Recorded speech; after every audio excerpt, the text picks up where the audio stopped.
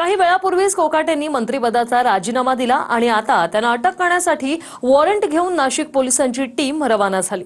कोकाटे मुंबईतील लीलावती रुग्णालयात दाखल आहेत। काही वेळातच पोलीस रुग्णालयात दाखल होतील। पाहूया।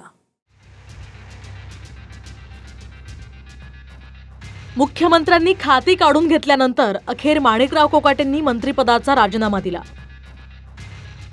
अजित पवारांनी कोकाटेंचा राजीनामा स्वीकारून तो मुख्यमंत्र्यांकडे पाठवला। तर कोर्टानं शिक्षा सुनावल्याच्या तिसऱ्या दिवशी कोकाटेंची मंत्रिमंडळातनं गच्छंती झाली। अजित पवारांनी ट्विट करून कोकाटेंच्या राजीनाम्याची माहिती दिली आहे, ज्यात अजित पवारांनी म्हटलंय की माननीय न्यायालयाच्या निकालानंतर महाराष्ट्राच्या मंत्रिमंडळातील सदस्य आणि पक्षातील आमचे सहकारी श्री माणिकराव कोकाटे यांनी आपला राजीनामा माझ्याकडे सुपूर्द केला। कायदे नियम हे सर्वोच्च स्थानी असून ते कोणत्याही व्यक्तीपेक्षा सर्वतोपरी आहेत। या आमच्या पक्षाच्या दीर्घकालीन भूमिकेनुसार हा राजीनामा स्वीकारण्यात आलाय। संवैधानिक प्रक्रियेनुसार पुढील कार्यवाहीसाठी कोकाटेंचा राजीनामा मुख्यमंत्री महोदयांकडे पाठवण्यात आलाय। कोर्टाने जो निर्णय दिला त्या कोर्टाचा मान सन्मान ठेवलेला आहे कोकाटे साहेबांनी आणि त्यानुसार त्यांनी तो राजीनामा दिलेला आहे। कायद्यापेक्षा कोणीही मोठं नाही हे आमच्या सरकारनं दाखवून दिलेलं आहे। नवाब मलिक जेलमध्ये गेल्याच्या नंतर सुद्धा राजीनामा दिला नव्हता। केजरीवालने सुद्धा जेलमध्ये गेल्यानंतर राजीनामा दिला नव्हता। पण तो आमचा पक्ष हा कायद्यानं चालणारा, कायदे पाळणारा असल्यामुळं आणि कोकाटेंनी राजीनामा दिला असल्यामुळे मला स्वतःला असं वाटतं की मुख्यमंत्री लगेच तो मान्य करतील। एकीकडे कोकाटेंनी राजीनामा दिला आणि दुसरीकडे अटक वॉरंट घेऊन नाशिक पोलीस मुंबईकडे रवाना झाले।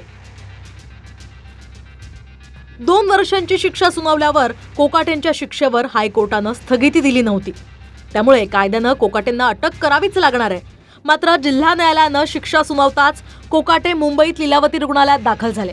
त्यामुळे नाशिक पोलीस लीलावती रुग्णालयात येऊन डॉक्टरांना अटक वॉरंट दाखवतील। डॉक्टरांनी कोकाटेंची तब्येत ठीक आहे किंवा अटक करू शकता असं सांगितल्यास पोलीस अटक करून त्यांना नाशिकला नेतील आणि जर डॉक्टरांनी अटकेची परवानगी दिली नाही तर मग हॉस्पिटलमध्येच अटक दाखवून तिथे पोलिसांना तैनात केलं जाईल।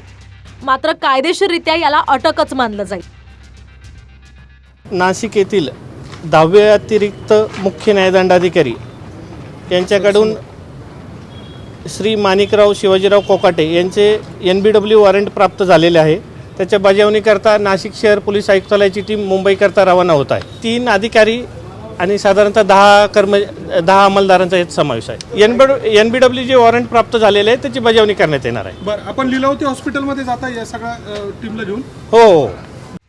दरम्यान उद्या हायकोर्टात सुनावणी आहे। त्यामुळे जिल्हा न्यायालयाच्या शिक्षेला हायकोर्टानं स्थगिती दिली तर मग कोकाटेंना दिलासा मिळेल आणि जामीन घेऊन कोकाटेंची सुटका होईल। मृतास तरी नाशिक पोलीस लीलावती रुग्णालयात दाखल होताच कोकाटेंची अटक अटळ आहे।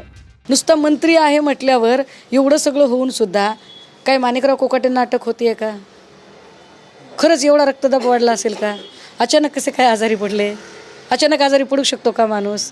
नियम असा आहे की त्यांना 2 वर्षाची सजा झालेली आहे।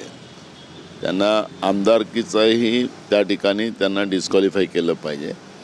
मंत्री तर ते जाणारच होते। त्यांना कधीही कुठल्याही क्षणी अटक होऊ शकते, होणारच ना। त्या कायद्यामध्ये त्यांनी आपल्या पदाचा जो दुरुपयोग केलेला आहे ते आता सिद्ध झालेलं आहे आणि त्याच्यामुळे ती अटक होणारच। कोकाटेंनी आपल्या मंत्रिपदाच्या राजीनाम्यात नेमकं काय म्हटलंय तेही पाहूया। नाशिक जिल्हा सत्र न्यायालयानं दिलेल्या निर्णयाचा सन्मान राखून नैतिक जबाबदारी स्वीकारतो। उच्च न्यायालयाच्या निर्णयाच्या अधीन राहून मी माझ्याकडे असलेल्या मंत्रिपदाचा राजीनामा देत आहे आणि याचा स्वीकार करावा। बोगस कागदपत्र सादर करून गरिबांच्या कोट्यातली 2 घरं बळकावल्याच्या प्रकरणात कोकाटेंना नाशिकच्या जिल्हा सत्र न्यायालयानं 2 वर्षांची शिक्षा सुनावली। कायद्यानुसार 2 वर्ष किंवा त्यापेक्षा अधिक शिक्षा झाल्यास सदस्यत्व म्हणजेच आमदारकी किंवा खासदारकीही रद्द होते। कोकाटेंनी मंत्रिपदाचा राजीनामा दिला, मात्र विधिमंडळानं अद्याप आमदारकी रद्द केलेली नाही। याआधी काँग्रेसच्या सुनील केदार यांना 5 वर्षांची शिक्षा सुनावल्यानंतर त्याच दिवशी विधिमंडळानं त्यांची आमदारकी एकाच दिवसात रद्द केली होती। तो वेग कोकाटेंच्या बाबतीत दिसत नाहीये। जर त्यांचा आमदारकी रद्द करण्याची त्यांनी जी प्रोसेस आहे ती जर विधिमंडळाने चालू केली नसेल, दुर्दैव म्हणायला लागेल. 48 कोटीची संपत्ती, ज्याच्यात 7 घरं, 5 गाड्या, 16 कोटीची जमीन, 2 कोटीचं सोनं, हे असं असताना जर आर्थिक दुर्बल लोकांच्या सदनिका तो माणूस चोरत असेल, लाटत असेल आणि आज त्याच्याकडे इतके पैसे आहेत की तो लीलावती सारख्या श्रीमंतांच्या हॉस्पिटलमध्ये स्वतः ऍडमिट होऊन घेतो, वेळ काढूपणा जो सरकार करताय ना, तो संताप येण्यासारख्या गोष्टी आता सरकार करते. विधानसभा अध्यक्षांनी राष्ट्रवादी काँग्रेस आणि शिवसेनेच्या 40 आमदारांच्या अपात्रतेच्या बाबतीमध्ये ज्या तडकाफडकी निर्णय घेतला, सुनील केदार यांच्या बाबतीत तडकाफडकी निर्णय घेतला, वेगळी केस नाहीये. पण महाराष्ट्रातले अजित पवार गटाच्या एका मंत्र्याला 2 वर्षाची शिक्षा होऊन सुद्धा ते अद्याप मंत्रिपदावर कायम आहे. आणि त्यांच्या आमदारकीबाबत सुद्धा राहुल नार्वेकर यांनी जे विधान केलेलं आहे, कोर्टाची मूळ प्रत येऊ द्या, अशा कोणत्या मूळ प्रतीवरून त्याने इतरांवर कारवाया केल्या? विधान परिषदेत रमी खेळल्याचा व्हिडिओ समोर आल्यानंतर सुद्धा कोकाटेंचं कृषी खातं बदलून त्यांना अभय दिलं होतं. पण आता 2 वर्षांची शिक्षा झाल्यानं अखेर कोकाटेंची विकेट गेलीच. विशेष म्हणजे आतापर्यंत अजित पवारांच्या राष्ट्रवादीचे एकाच वर्षात 2 मंत्री मंत्रिमंडळातनं आऊट झाले. धनंजय मुंडेंचा मार्च महिन्यात राजीनामा घेतला. आता वर्ष संपण्याआधीच डिसेंबरमध्ये कोकाटेंचा राजीनामा झाला. याचाच अर्थ अजित पवारांच्या 2 मंत्र्यांना हा झटका बसलेला आहे. नाशिकहून पवन येवलेंसह चंदन पुजाधिकारी, TV9 मराठी, मुंबई.